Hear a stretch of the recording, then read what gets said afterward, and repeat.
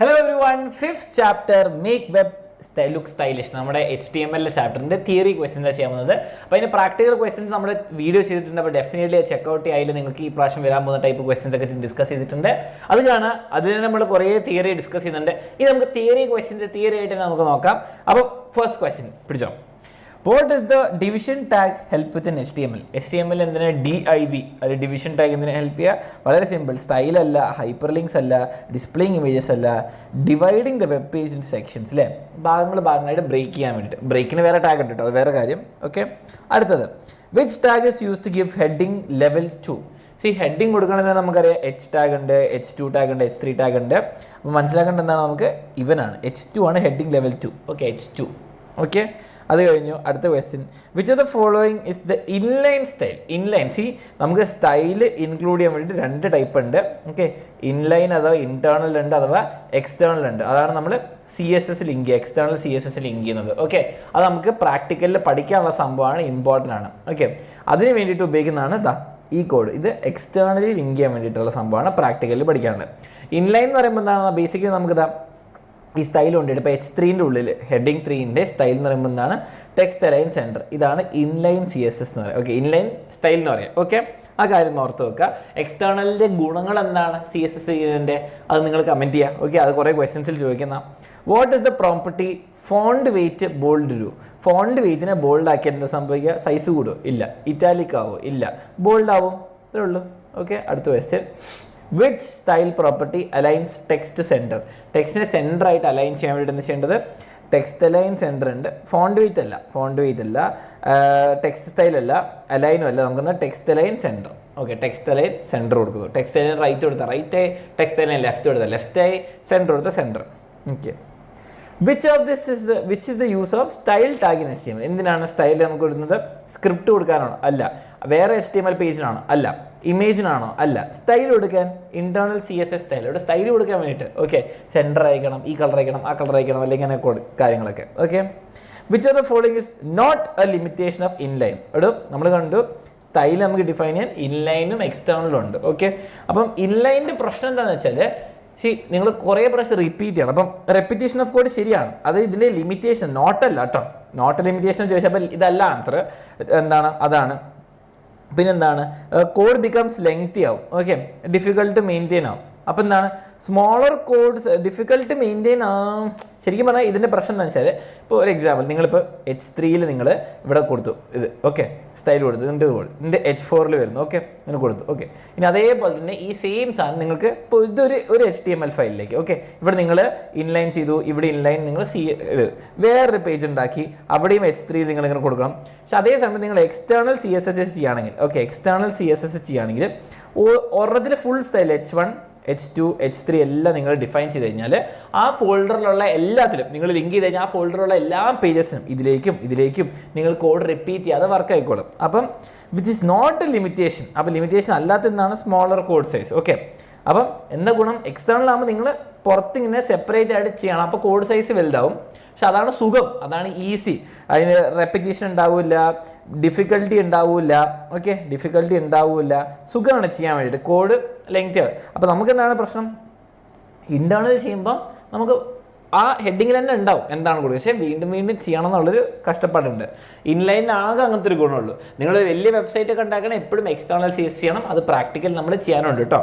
അടുത്തത്, in which part of HTML documents are the internal styles written? എവിടെയാണ് internal styles? ബോഡിയിലല്ല, ഫുട്ടറിലല്ല, ഡിവിഷനിലല്ല, എവിടെ? ഹെഡറിൽ. ഓക്കെ, ഏതൊക്കെയാണ് ഹെഡറിൽ വരുന്നത്? അതിലാണ് ഇൻലൈൻ ചെയ്യുക. Which is the correct way to link external style sheet? അപ്പോൾ എക്സ്റ്റേണൽ സ്റ്റൈൽ ഷീറ്റ് എന്താ ചെയ്യേണ്ടത്? നമ്മൾ കണ്ടതാ, നമ്മൾ പ്രാക്ടിക്കലി ചെയ്യണല്ലോ കേട്ടോ. നമ്മൾ ലിങ്ക് എന്താണ് കൊടുക്കണം, നമ്മൾ സ്റ്റൈൽ ഷീറ്റിന് കൊടുക്കണം, അല്ലെങ്കിൽ സ്റ്റൈൽ ഷീറ്റ് അല്ലെങ്കിൽ ടെക്സ്റ്റ്/സ്റ്റൈൽ ഷീറ്റ് hrefഉം കൊടുക്കണം. ഓക്കെ, ഇവിടെയാണ് നമ്മുടെ CSSൻ്റെ ഫയൽ നെയിം കൊടുക്കാൻ പോകുന്നത്. ഓക്കെ, ഇനിയുള്ള ക്വസ്റ്റ്യൻസ് രണ്ട് ആൻസേഴ്സ് ഉണ്ടാവും കേട്ടോ. ഇതാണോ നോക്കട്ടെ. Which of the followings are benefits of using style in web page? ഒരു വെബ് പേജിൽ സ്റ്റൈൽ എന്തിനാണ് കൊണ്ടുവരുന്നത്? ഇങ്ങനെ ബ്ലാങ്ക് വൈറ്റ് ആവുന്നതിന് പകരം സ്റ്റൈൽ കൊണ്ടുവരുന്നത് എന്തിനാണ്? നമുക്ക് ലോഡ് ടൈം കൂട്ടാനല്ല, വിഷ്വൽ അപ്പീൽ കൂട്ടാൻ, ഡിസേബിൾസ് ഇൻട്രാക്ടിവിറ്റി അല്ല, ഓർഗനൈസേഴ്സ് കണ്ടന്റ്. കുഴപ്പമില്ല, ഇത് മുതലാണ് എനിക്ക് ഇതും കൂടി രണ്ട് ഓപ്ഷൻ ഉണ്ട്. ഈ ക്വസ്റ്റ്യൻ മുതൽ അടുത്ത 5 ക്വസ്റ്റ്യന് 2 ഓപ്ഷൻ ഉണ്ട്. അപ്പോൾ ഇതാണ് very short answer type. Okay, ഇനി അടുത്തത്, which HTML tag do not require closing. എടോ എല്ലാം ടാഗ് തുടങ്ങിയാൽ ഇപ്പോൾ പാരഗ്രാഫ് തുടങ്ങിയാൽ കുറേ കഴിയുമ്പോണ്ടാവും പാരഗ്രാഫ് എൻഡ് ചെയ്യുന്ന പോലെ, അല്ലെങ്കിൽ ഇങ്ങനെ പാരഗ്രാഫ് എൻഡ് ചെയ്യുന്നുണ്ടാവും. അപ്പോൾ അതേപോലെ ഏതിനാണ് എൻഡിങ് വേണ്ടാത്തത്, ക്ലോസിങ് വേണ്ടാത്തത്? HR-ഉം BR-ഉം. HR-ൻ്റെ ഫുൾ ഫോം എന്താ? BR എന്ന് പറയുമ്പോൾ ബ്രേക്ക് ടാഗ്. HR എന്താണ്? നിങ്ങളെല്ലാവരും കമൻറ്റ് ചെയ്തേ, കമൻറ്റ് ചെയ്യും. ഹൊറിസോണ്ടൽ എന്താണെന്ന് കമൻറ്റ് ചെയ്യും. ഓക്കെ, ഇത് രണ്ടിനും നമുക്ക് എന്താണ് ബ്രേക്ക് എന്താണ് എൻഡ് വേണ്ട. ഓക്കെ, ക്ലോസിങ് ടാഗ്സ് വേണ്ട. വാട്ട് ആർ വാലിഡ് CSS എന്താണ് സ്റ്റൈൽ പ്രോപ്പർട്ടീസ് ഇൻ CSS? അപ്പോൾ സ്റ്റൈൽ CSS-ൽ എല്ലാ സ്റ്റൈലും കൊടുക്കാൻ പറ്റില്ല, ചില പ്രത്യേകം കൊടുക്കാൻ പറ്റും. അത് ഏതൊക്കെയാണ്? മാർജിൻ അലൈൻ ഇല്ല, ഫോണ്ട് വെയ്റ്റ്, ഇത് രണ്ടാളൊന്നും എൻ്റെ ഓർമ്മ. ഓക്കെ, സോറി ടെക്സ്റ്റ് ടൈപ്പ് എന്ന് പറഞ്ഞ സാധനമേ ഇല്ല കേട്ടോ.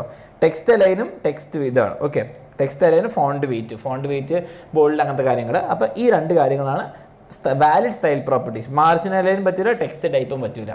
ഓക്കെ, നോട്ട് ചെയ്തോ.